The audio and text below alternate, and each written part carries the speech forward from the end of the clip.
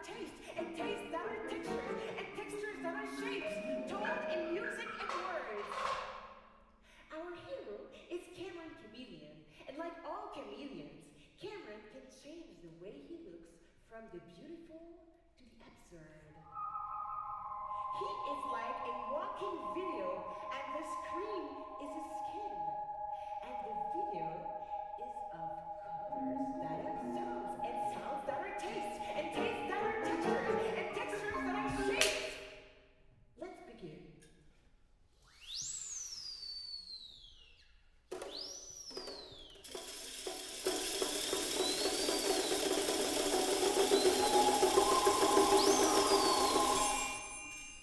Now, there are a few things you need to know about chameleons. They can be very, very still and very, very quiet. When they move, it can be very, very slow. Their tails can curl and clutch.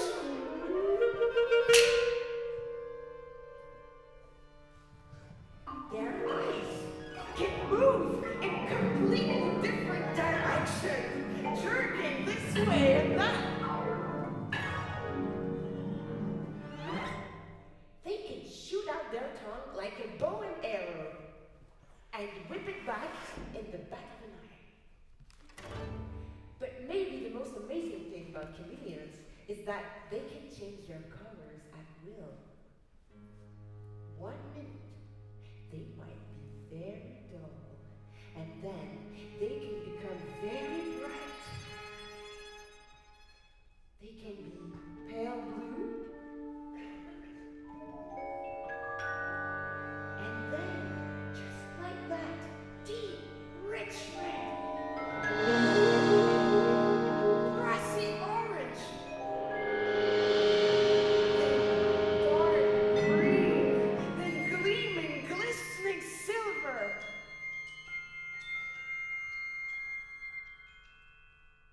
They can be plain, polka dot, plaid, paisley, post-impressionist, and everything in between.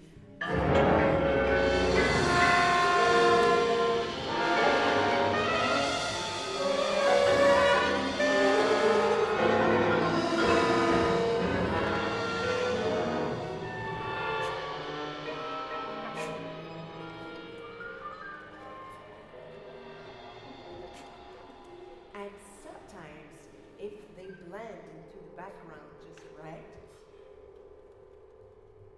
they can disappear.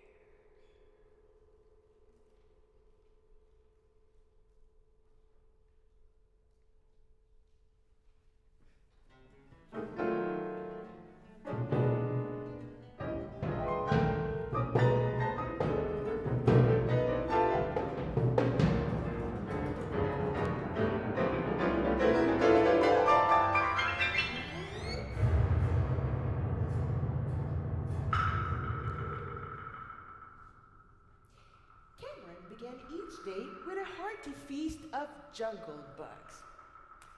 That may sound gross to you, but all those flittering wings and skittering legs make Chameleon say, delicious!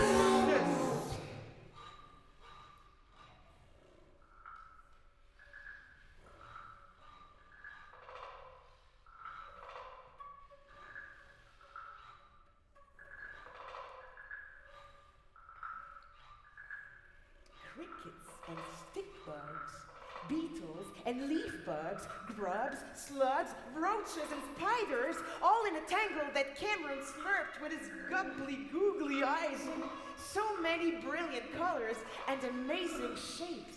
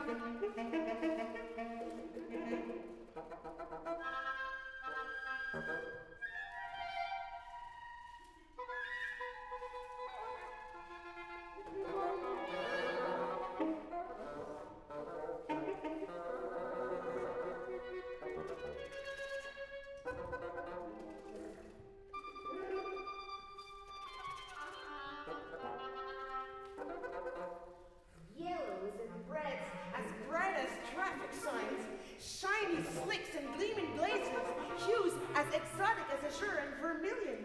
Some of the buds were round and smooth, others were spiny and stabby with pincers and proboscises. There were helmets and shields like miniature war machines. So much commotion in this wriggly, squirmy breakfast heap. Cameron was like a sneaky, stealthy cat. And suddenly, his tongue went zip and the butt went splat. Zip, splat, zip, splat. A bacon for the sweet and a spider for the spicy. Zip, splat, zip, splat. Crunchy munchies, crunchy, squishy, orange, green, and brown. Zip, splash, zip, scrap. Cameron's belly was filling up nicely. A glumpy gulp of slug juice to wash it all down. He sighed. Satisfaction. A tangy aftertaste tingled in his mouth.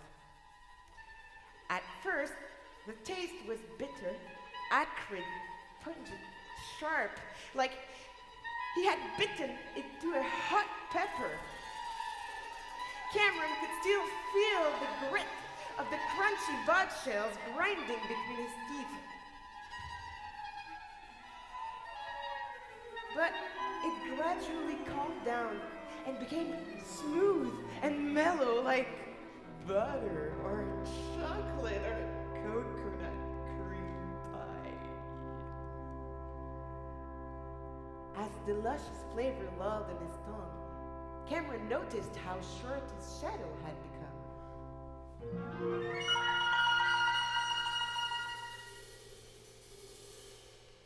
For the sun was now nearly straight overhead. Around this time of the day, when stepping stones begin to sear his toes, when haze and heat grow thick and movement slows, Cameron makes his way to the riverbed.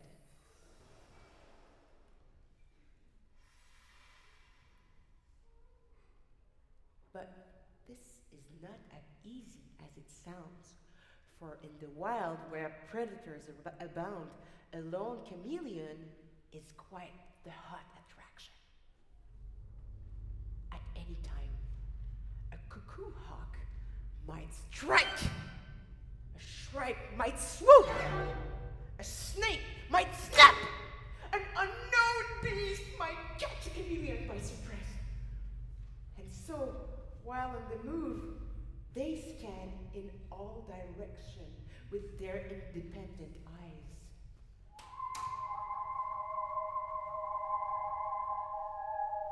They are also masters of disguise.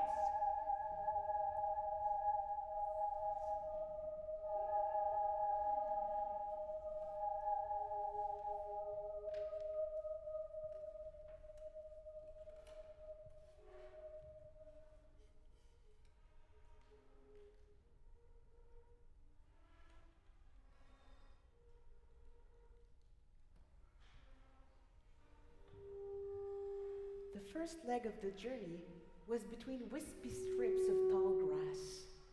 Cameron's skin turned a stripy straw pattern as he cautiously crept between the blades.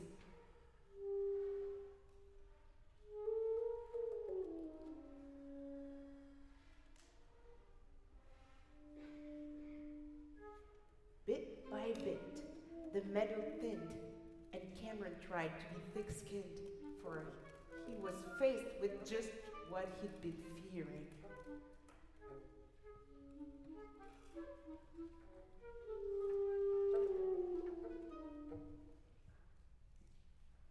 A bald, exposed clearing. but just beyond the clearing were some trees, which chameleons navigate with ease. As he neared the patch of empty dirt, Cameron turned spotted and speckled, mottled and freckled, grainy like the sand. He crouched, clinched, and prepared to run.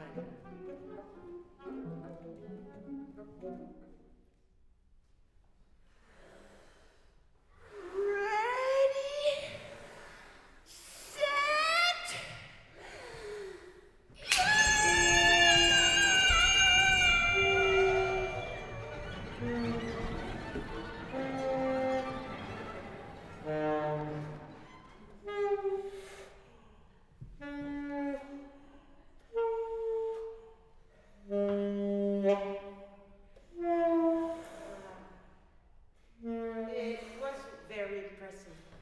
Chameleons are about as good at sprinting as elephants are at tap dancing.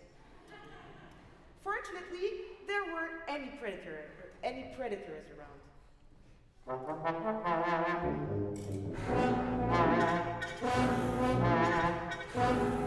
Cameron reached a trunk across the glade, looking patchy and rough like bark. Transforming from light to dark, he blended into the shade. The air was getting hotter, so he carried on towards the river water.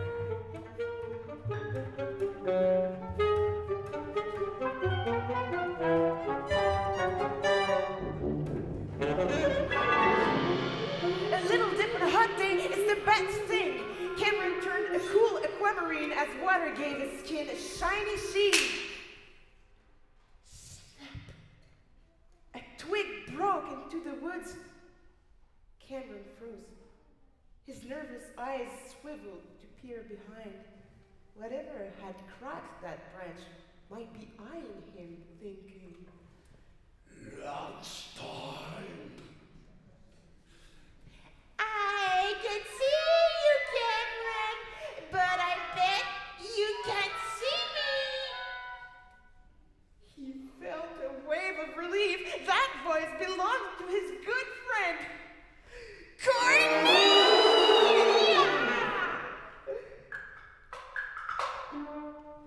Cornelia Chameleon was carefully concealed. Her colors kept her closely camouflaged. She often disappeared and very seldom was revealed. A masterful, mysterious mirage.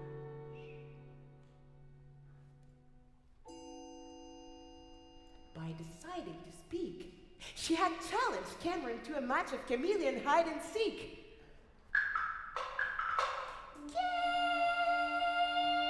Cameron, called Cornelia, her voice now further down the stream.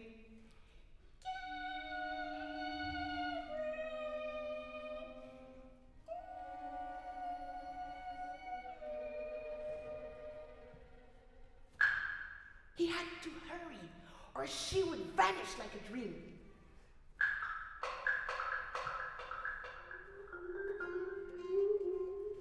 Cameron dappled flecks of blue and green, a ripply texture rolling on his skin, and blending into the watery scene, he floated down the river, gently nudged by the wind.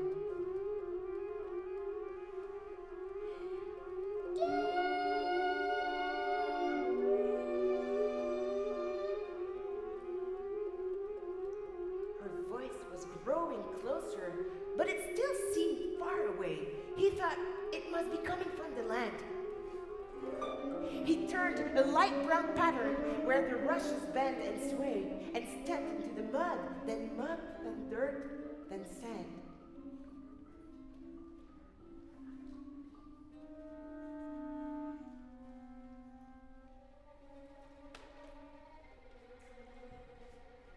The silver thread of Cornelia's voice wove between the trees, and Cameron followed into the jungle thick. To keep from being seen, he turned a light leafy green, and creeping down a branch, he did a light leafy dance back and forth gentle jungle breeze. This was a classic chameleon trick.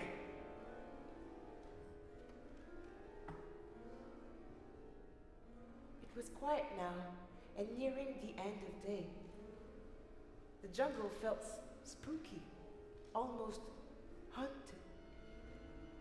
Cameron scanned for Cornelia every which way. Where do you look for someone who could look like anything they wanted?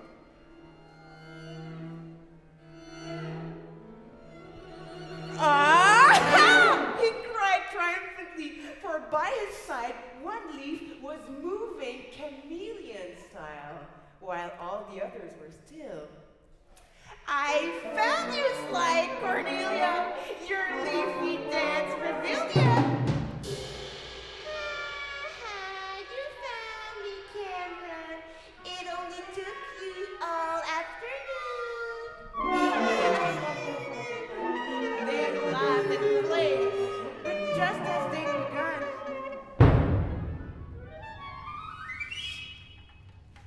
a bird in a panic took off from the brush, leaving behind a slithering rustle.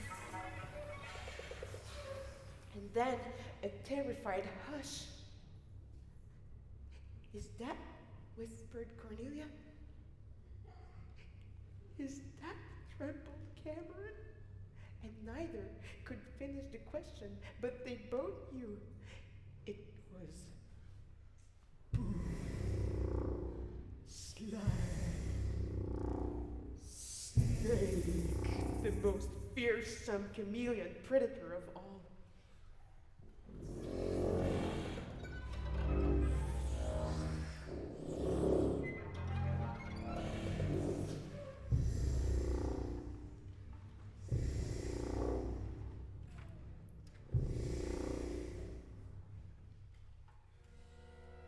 The light grew a little dimmer under the canopy.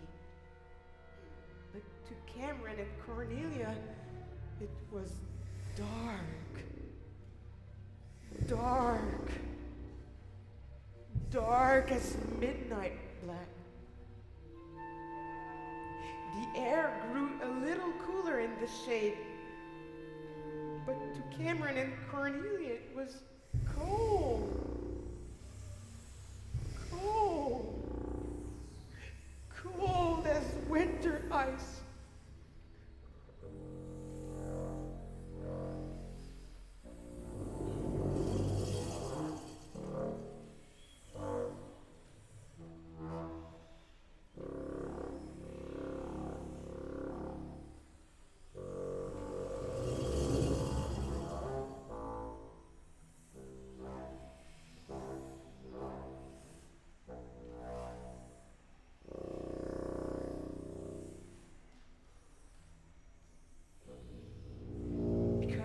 They could not see Boomslang Snake. They saw him everywhere.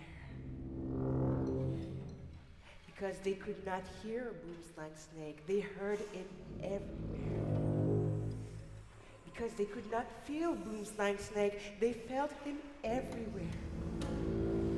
Every trunk, every rock, every root or branch or vine was a snake. Boomslang Snake was overhead, underfoot, around every corner, curling around their own two tails. Boomslang Snake was every touch, every shadow, every color, sound, taste, texture, shape. Every breath or wind was a hissing tongue. Every twig was a razor-sharp fang. Every droplet of moisture was deadly venom.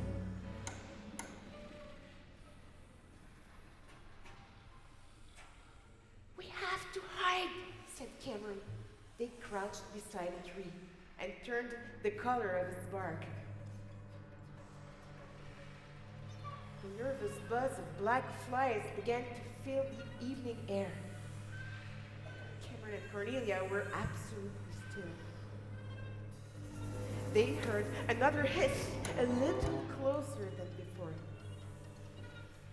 We have to hide somewhere else, said Cameron. They quietly scaled the tree trunk and crept out into a branch. They took cover beneath some leaves.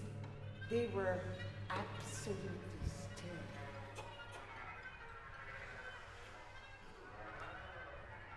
The black flies grew louder, filling the air like a dark, ominous cloud. There was another rustle, this one very close indeed. Cameron could barely breathe. Where else is there to hide? Cornelia whispered back. We can't hide forever. Even if we disappear for a little while, the snake will always come back. He knows we're afraid. But what else is there to do? Cameron said, as a hiss circled around them. The flies had grown very thick, and the buzz was everywhere, an anxious, dull roar. Hiding won't save us, Cameron. We need to shine. But if we shine, the snake will know where we are. Exactly, said Cornelia. You have to trust me.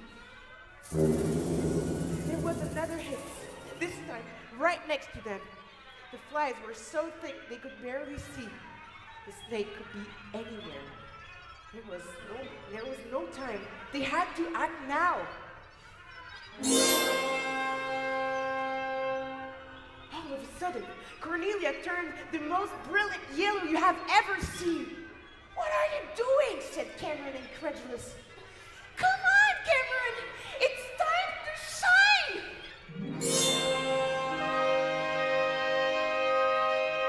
Cameron hesitated for a split second, then found his courage and transformed to match Cornelia.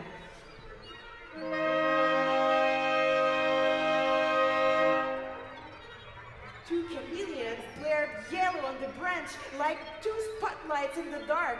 In the twilight of the deep, thick jungle with a thick cloak of black flies, they looked like the eyes of a hideous monster.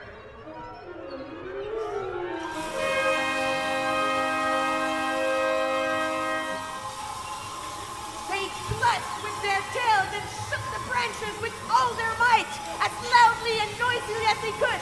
They sounded like an enormous marauding predator for which Boomslang Snake was no match. They had become an unknown being!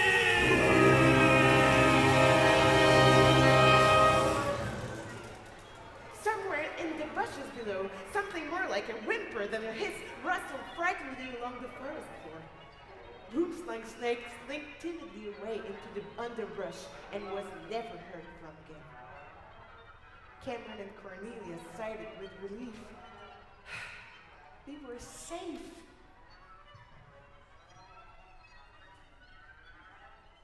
The cloud of flies began to ascend.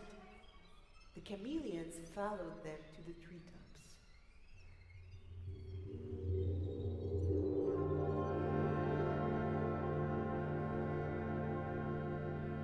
The last light of the day cast an orange-red glow over the edge of the sky.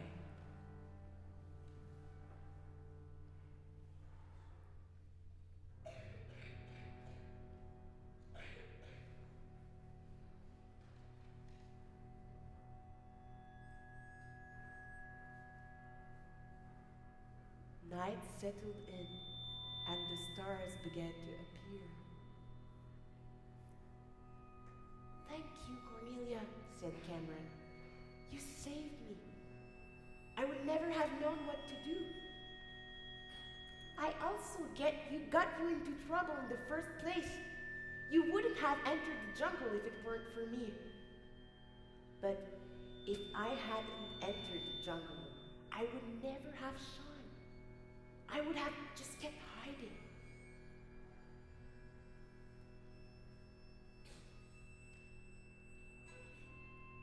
The stars shone brighter and brighter.